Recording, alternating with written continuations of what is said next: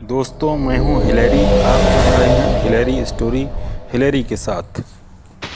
एक गांव में एक ताऊ रहता था। उसकी पत्नी ताई बहुत खुर्राट थी। उसने नियम बना रखा था कि सुबह उठते ही घर के बाहर एक नियत जगह पर ताऊ को खड़ा कर रोज उससे 20 जूते जरूर मारने हैं। इस नियम का ताई कठोरता से पालन करती थी।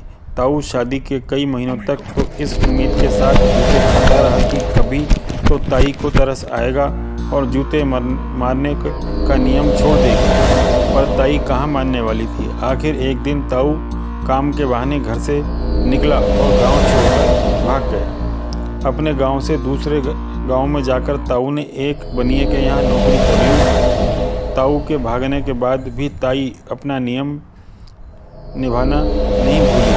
वह रोज उसी जगह 20 जूते रोज जमीन में मारती जहां वह ताऊ को खड़ा किया करती। ताई द्वारा एक जगह रोज जूते मारने के चलते उस जगह पर एक गड्ढा हो गया।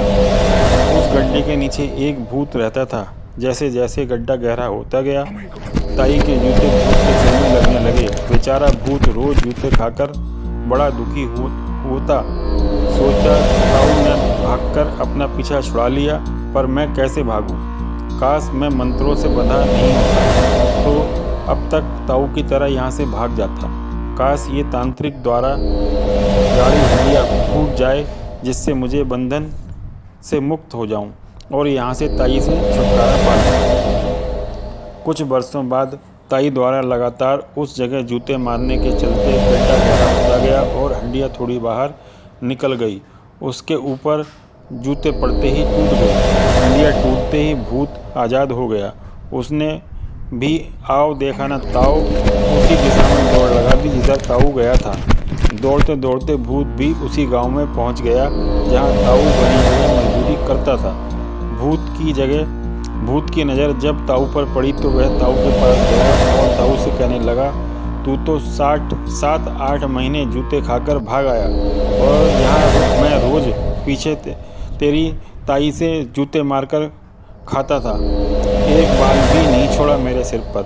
बड़ी मुश्किल से जान बचाकर भागा हूँ। ताऊ कहने लगा, भूत भाई, ताई के जूते से बचा हुआ हूँ, पर यार यहाँ भी कड़ी मेहनत करने के बाद सूखी रोटियाँ ही खाने को मिलती हैं। बनिया बहुत शोषण करता है। भूत, ताऊ तेरे लिए मैं इतना कर सकता हूँ कि बनिए के बेटे के शरीर में घुस जाऊंगा और किसी भी तंत्र आदि से नहीं निकलूंगा।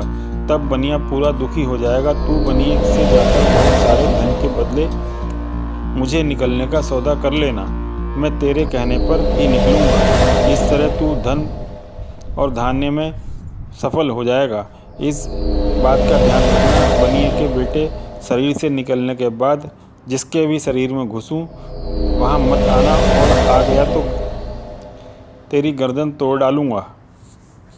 यह कहने के बाद भूत बनिए के बेटे के शरीर में घुस गया। बनिए ने कई बार जादू टोने वाले कई तांत्रिक बाबाओं को, ओझाओं को बुलाया।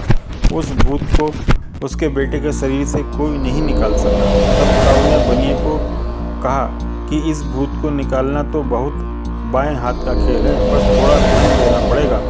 बनिया तो अपने बेटे को बचाने के लिए कुछ भी देना को तैयार था। ताऊ धन मुँह मांगा ले, पर जल्द से जल्द इस भूत को मेरे बेटे के शरीर से निकाल दे। ताऊ बनिए के बेटे के पास गया और भूत को डांटते हुए बोला, चल निकल बाहर, नहीं तो तेरा सिर फोड़ दूंगा। इतना कहते ही भूत निकल गया। बनिया का बेटा ठीक हो गया। बनिए ने ताऊ को बहुत सारा धन दे दिया। उधर ताऊ के इस कारनामे की आसपास के गांव में चर्चा होने लगी। ताऊ कैसा बुरी व्यक्ति है, जो काम इतने बड़े बड़े तांत्रिक ओझा बाबा नहीं कर सके, वो ताऊ ने इतनी सरलता से कर दिया। चारों ओर ताऊ के इस कारनामे की चर्चा होने लगी। उधर भूत बनिए के बेटे के शरीर से निकल राजा के कुंवर के शरीर में घुस गया। राजा ने भी कई तांत्रिक ओझा बाबा को बुलाया, पर कोई भूत को नहीं निकाल सका। किसी ने राजा तक ताऊ की बात पहुंचा दी कि ये काम तो ताऊ आसानी से कर सकता है।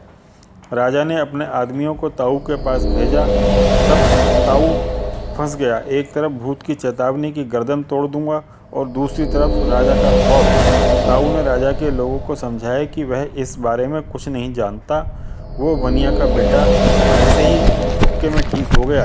राजा के आदमी बोले, तो कोई बात नहीं, कुंवर के पास भी जाकर तुक्का मार दे। और राजा के आदमी ताऊ को पकड़कर राजमहल ले गए। अब बेचारा ताऊ बुरा फंस गया।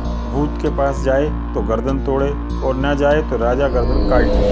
ताऊ ने अपना दिमाग लगाया और बोला, ठीक है, पर मैं कुंवर के पास जाने से पहले महल खाली कर दूं। कुंवर के अलावा महल में कोई नहीं रहे। जब सब लोग महल से निकल गए तो ताऊ ने महल में जाकर अपनी धोती के पांचे से टांगे अपनी कमीज व बनियान फाड़कर तीसरे कर लिए और अपनी जूतियां हाथ में लेकर कुंवर की तरफ बेतहाशा भागते हुए कहने लगा, अरे भूत भाग, ताई आ गई है। और ये कहते कहते ताऊ जोर से भागने लगा। ताऊ के पीछे भूत भी कुंवर के शरीर को छोड़कर ताई के डर से भागने लगा। भूत के शरीर से निकलते ही कुंवर ठीक हो गया और फिर लोग ताऊ की जय जयकार करने लगे।